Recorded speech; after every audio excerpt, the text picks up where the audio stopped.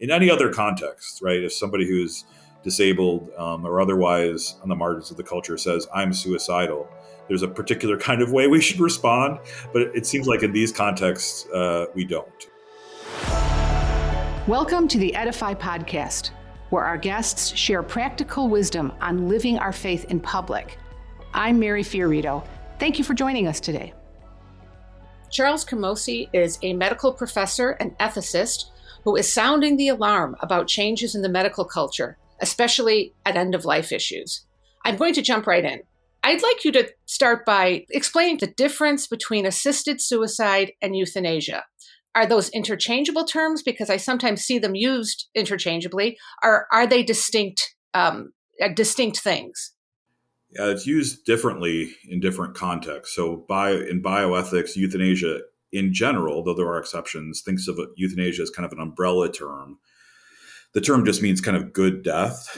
But in what it means specifically is the kind of death that takes place in a medical context, which could either be assisted by a physician or healthcare provider or done totally by the physician or healthcare provider. So you can imagine somebody who's unconscious, for instance, getting euthanasia. Assisted suicide is kind of like a kind of euthanasia, as it were, where specifically the person, as the name implies, is assisted. I prefer assisted killing or physician-assisted killing because that's what it really is in almost every circumstance. In fact, now in many cases, so-called medical aid in dying or assisted suicide is performed in Canada and other places on people who are in no danger of dying at all. Mm-hmm. So I think it's better described as assisted killing in many circumstances. But there, the idea is you give somebody a drug or some other way you assist them in killing themselves. Yeah. Right. Okay. Thank you. That's helpful because, again, they're often used as if they mean the same thing, but there's some moral distinctions and practical distinctions there. So you mentioned Canada, and many of the progressives today in the United States and some on the left, they really hold up Canada's socialized healthcare system as something Americans should do and should work towards.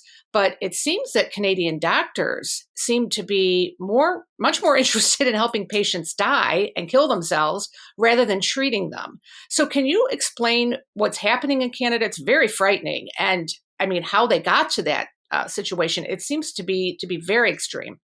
Yeah, one of the things that for many decades now, in fact, that Catholic moral theology and many of those who are interested in justice and healthcare have focused on is the idea of structural sin or structural coercion in medicine, and particularly when it comes to the poor. So if we say, for instance, those who get a certain kind of disease or a disease that's not like a rich person's disease or something like that, the structures and systems are set up for them to be at a disadvantage. And so for decades now, we've talked about that, and rightly so. But what's come to the fore with Canada's legalizing both assisted suicide and euthanasia, I would argue, is a situation where those kind of structures of sin, that structural coercion, is moving in ways that nobody expected. I mean, it's bad enough that you have this idea that healthcare could ever be described as being consistent with assisted suicide. But now, even putting that aside, and we shouldn't, there's totally ridiculous examples of people who are economically vulnerable or otherwise vulnerable who are told, you know what, I know you've wanted this spinal fusion surgery for 7 years now and you're in incredible pain. It doesn't look like it's coming anytime soon, but have you ever considered medical aid in dying? Or we realize you've been overseas in a war and you have PTSD and we have struggled to treat it, but have you ever considered medical aid in dying?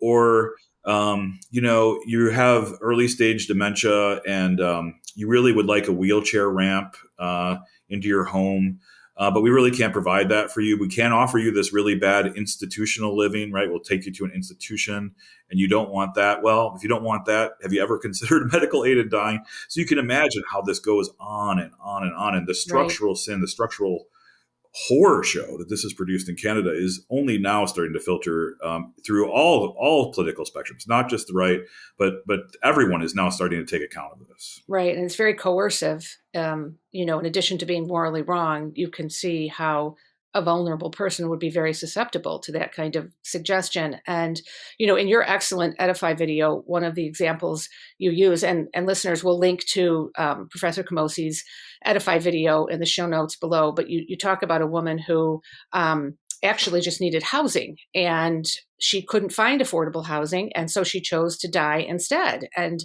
I mean, that sounds like it couldn't possibly be true, but it is true. And then we see that the Canadian federal data shows us that in 2021 alone, they had like a 32% increase in the number of assisted suicides. And so when people are surveyed, if they're surveyed at all, or is it required under law, either in Canada or elsewhere in the United States where this might be legal, for actual reasons to be given for the death of this person, whether assisted or otherwise performed upon them?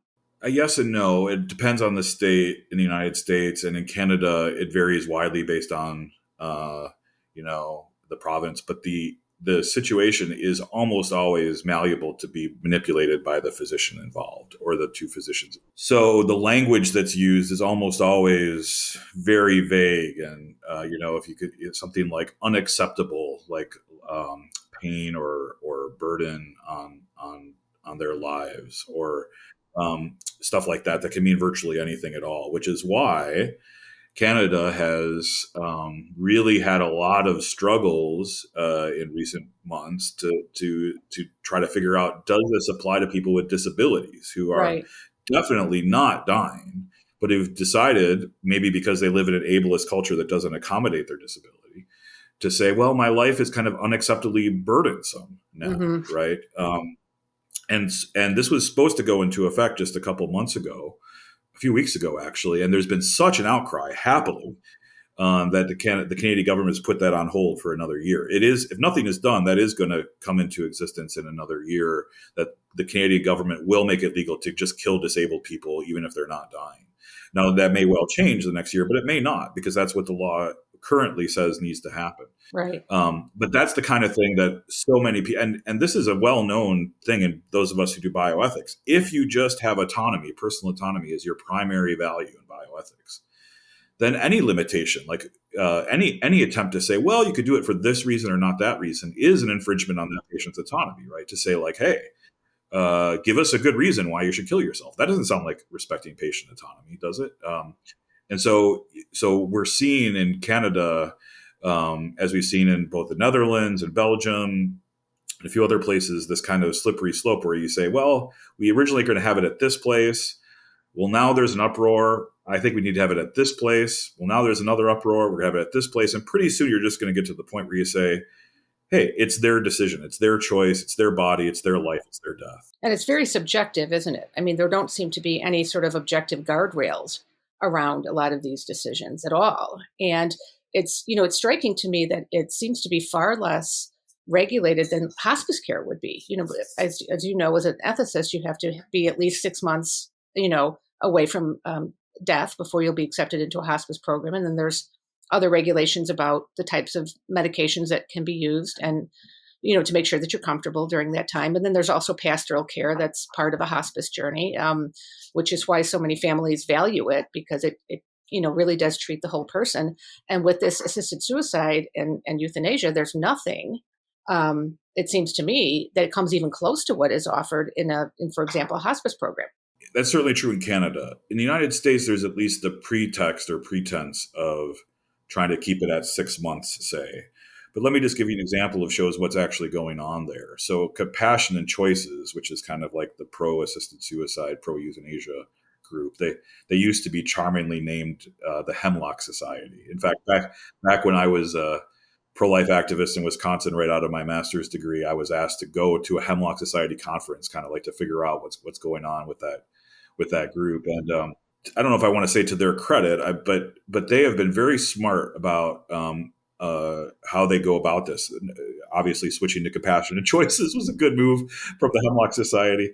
But for instance, Oregon, which has had assisted suicide since the 90s, wanted to extend it from 6 months to 12 months. And it was opposed by, guess who? Compassion and Choices. not because they wanted, to limit assisted suicide, but because they knew it would be used by people like you and me, and a lot of listeners to this podcast, to say, look, there's this slippery slope. There's no reason to keep it at 6 months. I mean, if it's really about autonomy of the patient, why not 12 months? Why not 24 months? Why not for whatever reason? And so they've been very successful in the United States at keeping this fairly limited, precisely because they want to get it legal as many states as possible. But I'm happy to say that just a few weeks ago, Connecticut once again defeated physician-assisted suicide in committee. Minnesota recently did as well. So there are victories happening, even though we're having losses. And I find those things, despite the serious losses in California and elsewhere, there are good things happening too. Well, speaking of, I guess, controversies and public figures, so a few weeks ago, Archbishop Paglia, who's the president of the Pontifical Academy of Life, delivered a speech in which he appeared to favor some legal accommodations for assisted suicide. And there was, quite the public reaction to that. I think the Holy See put out a statement saying that that was not his intent, and that he, affirming that he did believe in the church's teaching. But what was your personal reaction to that? How do you explain those comments that he made? Yeah.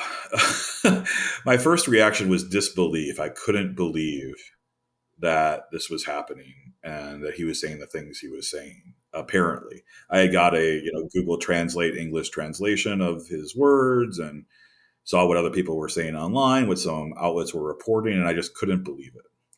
And I think we should do our best, especially with high-ranking figures like him, to maybe restrain ourselves as Catholics and do the best we can to steelman their points of view and look at them through the best light possible. And so I did that, and I wrote a piece for Angelus, where I have a monthly column, laying out two different possible interpretations of what he said. There was a less generous one and a more generous one. The less generous one takes seriously his opening remarks in the lecture he gave, where he kind of said that the church doesn't have ready-made truth pills to give out when it comes to issues like this, and it fits very well with what the Pontifical Academy for Life under his leadership has been trying to do, it seems, which is remove any sense that there is anything like an intrinsically evil act or exceptionalist moral norm, right? Like, never aim at the death of an innocent person. You would think that would be something we could all agree on, but the Pontifical Academy for Life under his leadership is moving away from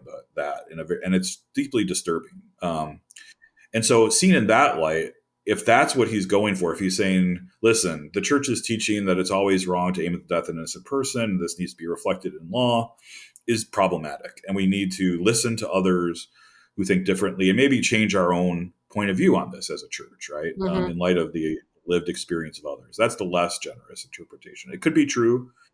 The more generous interpretation is that he's moving in a direction that many of us in the pro-life movement have moved many times in thinking about difficult questions of public policy. So Italy's specific legal situation is, apparently the Supreme Court there has said there needs to be some legalized euthanasia, that a ban is unconstitutional. And so now they're apparently fighting over what precisely that will look like. Mm-hmm.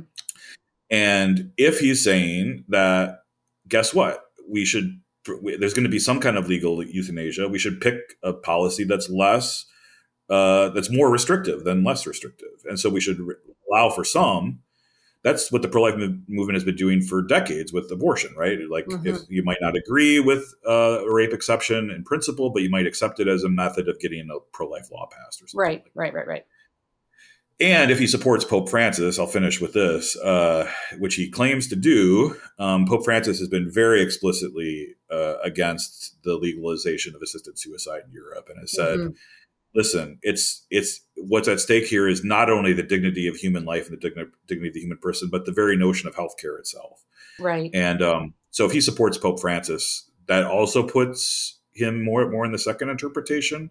But I'll leave it to others to decide which is the more likely interpretation. Let me ask you, within the Down syndrome community in particular, there's always a lot of pushback when these types of assisted suicide programs or schemes, as they call them in Europe, are introduced, because while people with Down syndrome are differently abled, they still are very much living very fulfilling lives, and they can, live into their 50s now with appropriate healthcare and interventions, when that didn't always used to be the case.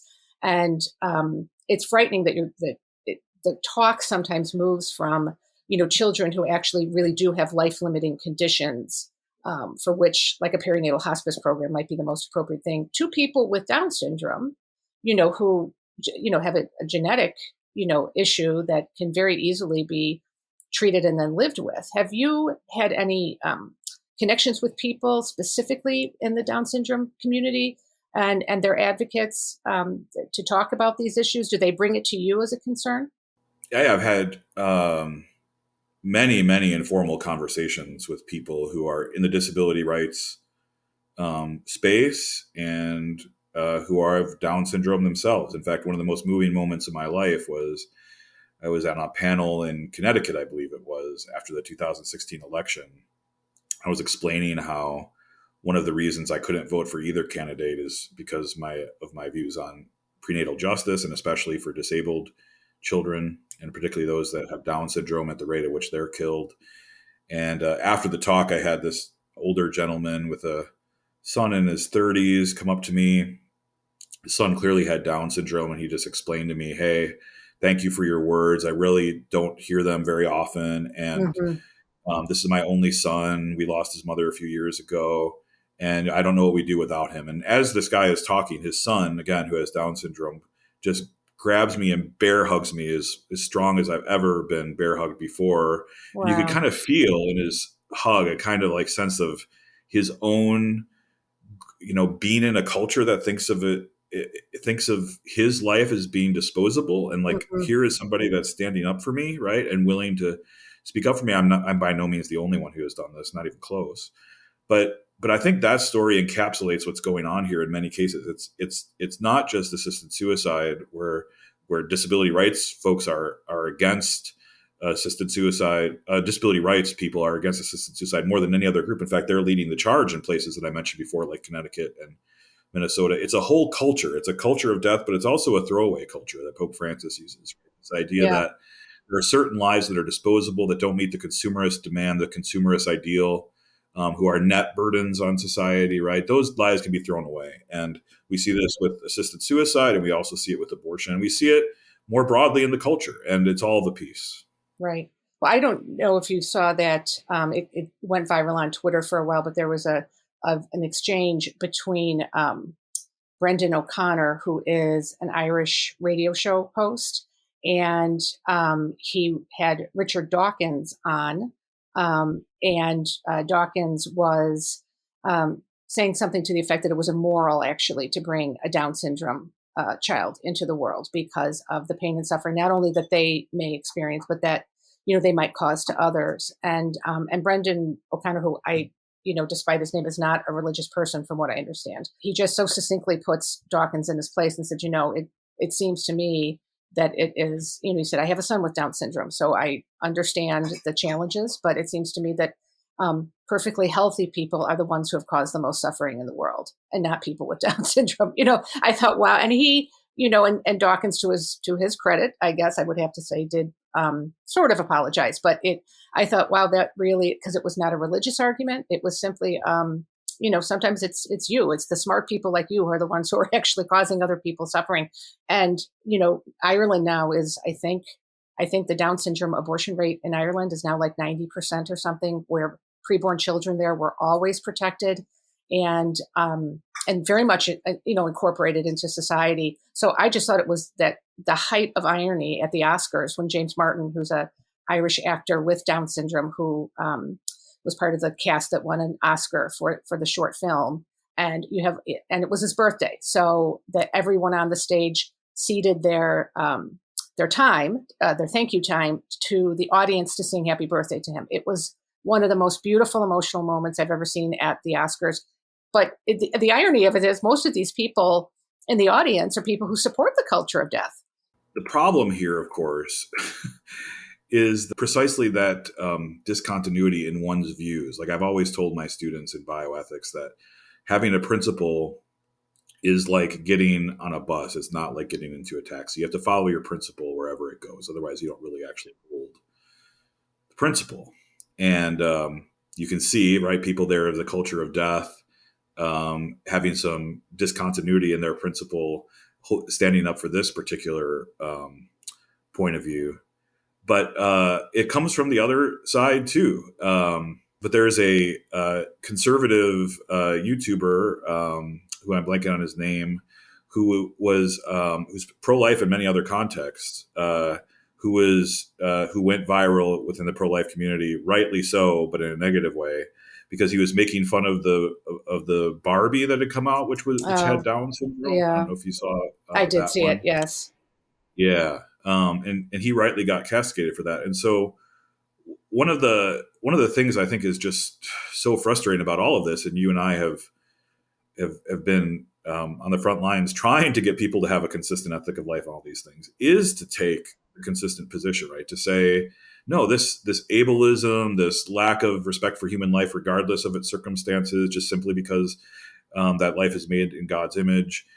We need to apply that principle consistently. We need to stay on the bus and follow that bus wherever it goes, and not have these kind of detours from the principle, as it were. Yeah, right. Well, let's just, speaking of things that are sort of principled and kind of bedrock issues, how does the church define death? Is brain death, or is, I know that somehow it seems now brain death is kind of up for debate as well. And does the church have a definitive teaching on whether brain death or cardiopulmonary death, are those deaths?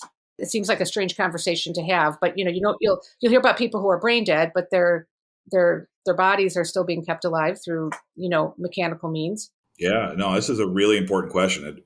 I hope it doesn't seem to your audience like it's a strange question, because it's absolutely central. I mean, just as when life begins is a central question, when life ends is an equally central question, and gets to the heart of questions of human dignity. And in my book, Losing Our Dignity, I have a whole chapter on Jahai McMath, who was the African-American girl who was in California at the time, who had a surgery go wrong and was declared brain dead by the state of California.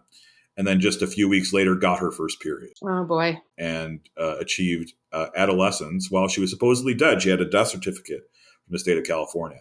In other contexts, people who declared dead have given birth to children, right? There's pregnant women who get in car accidents, they're declared brain dead, they give birth to children. People who are declared brain dead fight off infections, they have homeostasis. If you cut into their bodies, their heart rate increases, they heal wounds. So we have to really ask a question. Is it the case that living human beings, living members of the species Homo sapiens, profoundly disabled with catastrophic brain injuries, could they be considered dead? Right. And it's a big, huge question that I'm in the center of right now on multiple levels. There's a committee that deals with uniform laws across the United States who is trying to revisit the concept of brain death right now. That's trying to say, you know what, the way we're using it in practice doesn't work. Which is true, because, like, listen, if you declare somebody dead and they give birth to a child successfully, or if they have their first period, then something has gone deeply, deeply wrong. How many cases are they being publicized and documented where you do have people who have been declared brain dead and then, make a recovery? There's tons of them. There was just a story a couple of weeks ago about a pastor who was declared brain dead, and he just went home last week. Oh my goodness. So now the counter argument to this is to say, well, that doesn't indict the standard. It indicts the people who are employing the standard. So, obviously whoever said that this pastor who just went home last week or a few weeks ago was wrong in their how they diagnosed it. Obviously whoever diagnosed Jahai McMath was wrong. And in fact, in a journal of neurology, there was somebody who said, actually, we got it wrong. She had something called responsive unawake syndrome, which is a neologism. She was not actually brain dead.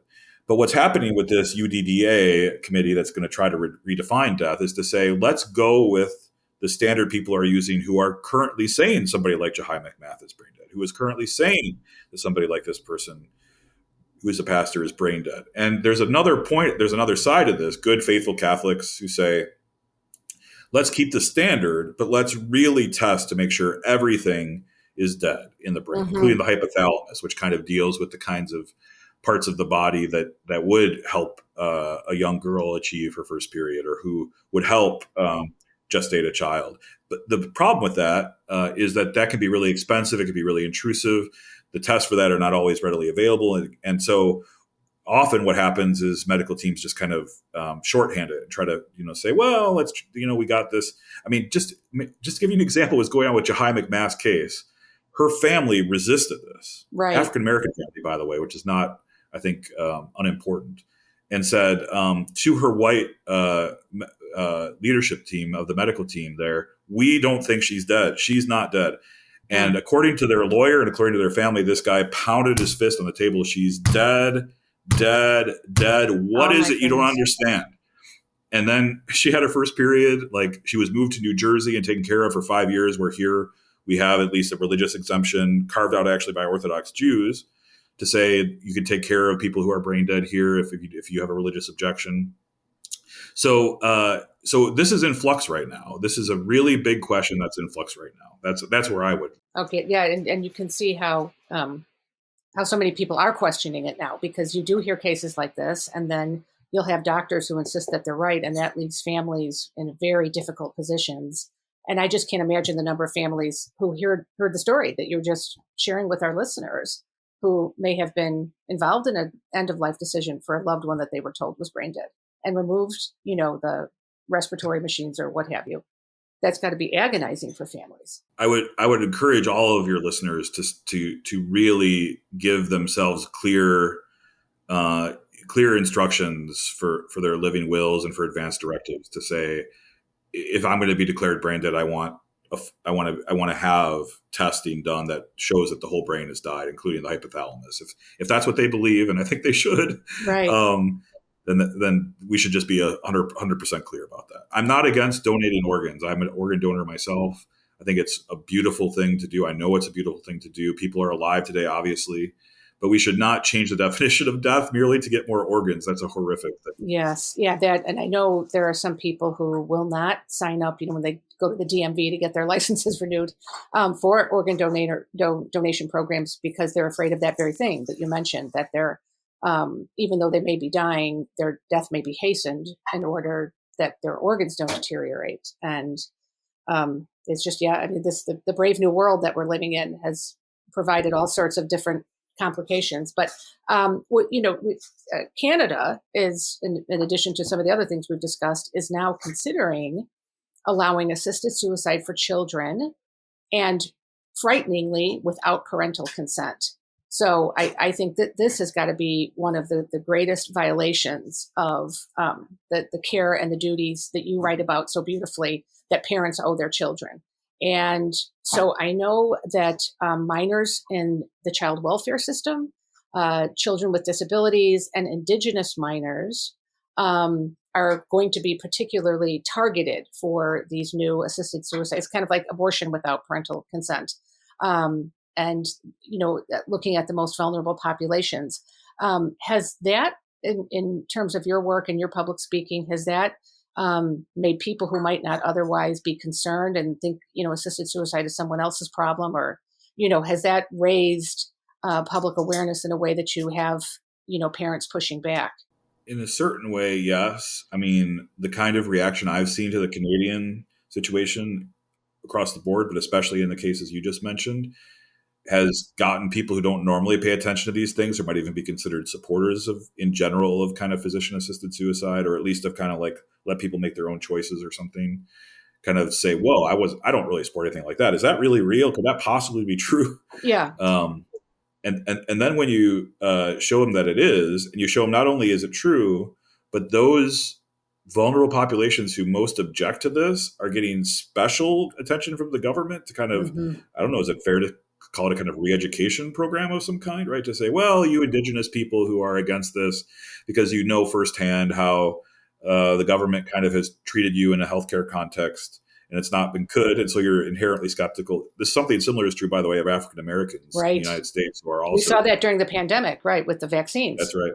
And there was tremendous hesitation. But just as I don't hear a lot of people, I don't like right and left so much, but who identify with the left, I don't hear so many people identifying with the left pointing to the Black experience in healthcare and saying, let's listen to them about end of life issues and about assisted suicide and about issues like this.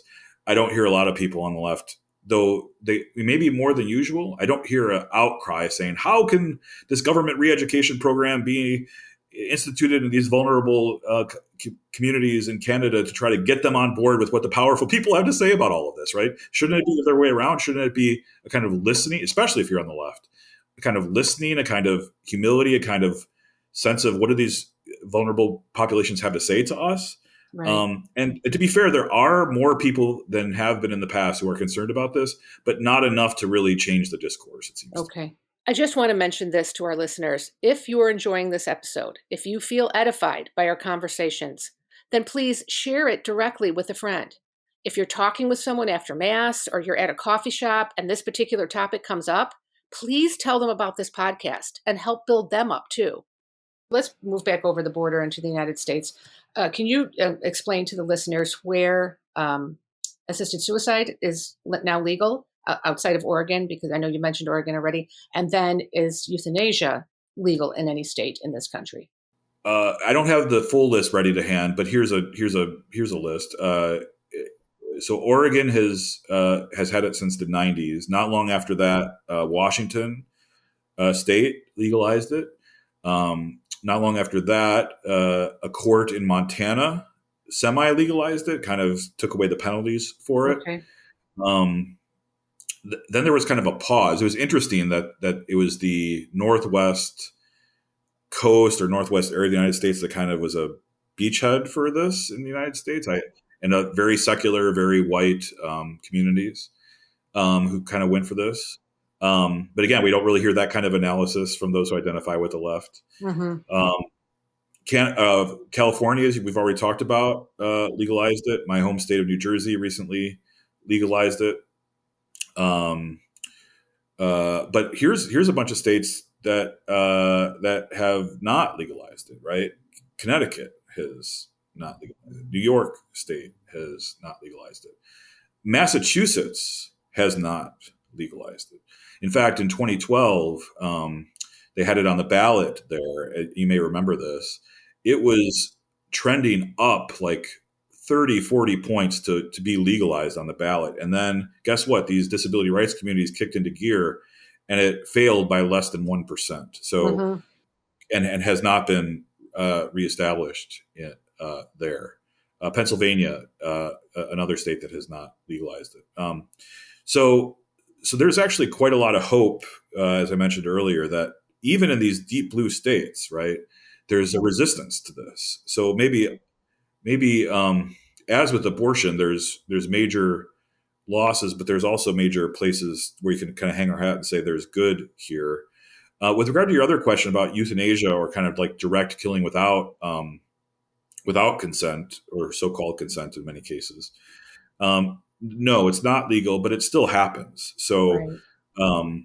Especially if you take the church's definition of euthanasia, which is an act or an omission, which of itself or by intention causes death.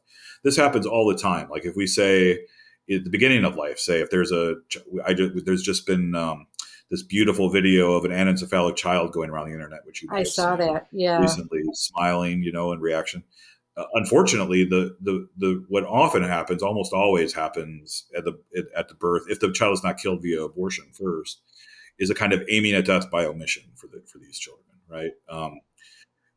This also happens in other contexts where at the other end of life, where we just say, well, it's time for this person to die now, and so we'll either give them a very large dose of pain medication and not call it euthanasia, right? But the point is to kill them, or we choose to omit something that we otherwise would have with the goal of ending their lives. And this is something that not a lot of people pay attention to, even in Catholic cases. The Catholic definition of euthanasia is an act or an omission, which of itself or by intention causes death. And frankly, this is one of the big reasons why our opponents point to us, at least in the academic world, and say, you guys are just inconsistent, right? Because you have no problem with the omission of care aiming at somebody's death. And what are we doing? We're calling for a more compassionate ending of their life, say our opponents, right? They say, you guys just want to turn your blind eye to those who are being killed by omission. We at least want to say, yes, let's aim at their death, but let's do it in a humane way, right? A way where we kind of give them a an injection, they go off peacefully to sleep. So I think we need to actually be far more consistent in the action or omission part of the definition. Mm-hmm. And so, for example, then what you mean by that is that food and water are always or considered ordinary care. Almost always, unless something very strange happens, like or unusual happens, like there's stomach cancer in ways that, like, putting this, the food into the stomach causes incredible pain or something like that. Right. But almost always, that would be an ordinary means of treatment. But I'm glad you brought it up, because the other part of the definition, which of itself or by intention causes death, is really important here, because the church, of course, allows a refusal of treatment or a foregoing of treatment if what you're doing is not aiming at death, but choosing to live a certain way, right? If you say, like, oh, I've been on chemotherapy now, it doesn't seem to be having a lot of positive results, my quality of life is horrible, I'm going to get off of chemotherapy and lead my life a certain way for the last few months. That's totally legitimate. Yeah, Cardinal Bernardine in Chicago was a beautiful example of that. He had pancreatic cancer. He had the Whipple procedure that prolonged his life a little bit, but at the end, the burdens of the chemotherapy were outweighing any possible benefits, and he just decided to discontinue treatment. And so died went into a hospice program and died very peacefully and painlessly at his home. But that really prompted a lot of good national conversations, because he was a nationally known, cardinal and archbishop, about not having to, there are times where you can accept that your illness as God's will for your life. And if you've, you legitimately have tried every option, that you can refuse to continue burdensome treatments that are not going to prolong your life significantly. And there, the test I use with my bioethics students is, if he stopped chemotherapy and lived, would he be upset by that result, or would he be happy with that result? Of course, he would be happy with that result. Right, he wasn't right. aiming at his own death. He was correct. Choosing to live without chemotherapy. That's unlike other examples, kind of the kind we were just mentioning, where, say, if we remove like a ventilator from someone we've decided is too disabled to continue to live, and they start breathing on their own, then we'd be upset, right? Because the whole point was that they should die. And so we remove their treatment so that they die. And if they continue to breathe, that's a problem, because we weren't aiming at that. So that both are omissions, right? Or foregoing care, but they're two totally different things, morally speaking, especially from the standpoint of Catholic moral theology. Okay. So just as we're coming to a close in our conversation, Charlie, what are 2 to 3 specific actions that people listening to this podcast today could do to educate themselves about assisted suicide and what the church teaches? What are some good resources, and what can they do in sort of, I guess, the political sphere to make sure that their voices are heard in their state legislatures regarding bills and other proposals that may affect the topics that we've discussed today? Well, I think the document that came out of the CDF a year or two ago, Summaritatis Bonus, is just a beautiful example of the church's understanding of end-of-life issues. So I would really... So that's the Congregation for the Doctrine of the Faith, is the CDF. That's right. And uses the Good Samaritan's response to the person who was beaten by robbers, right, as the classic example of how we should respond to people at the end of life. I'd also shamefully recommend my book, Losing Our Dignity, as a good resource for a lot of the things we talked about today. When it comes to advocacy, I'd recommend 2 things.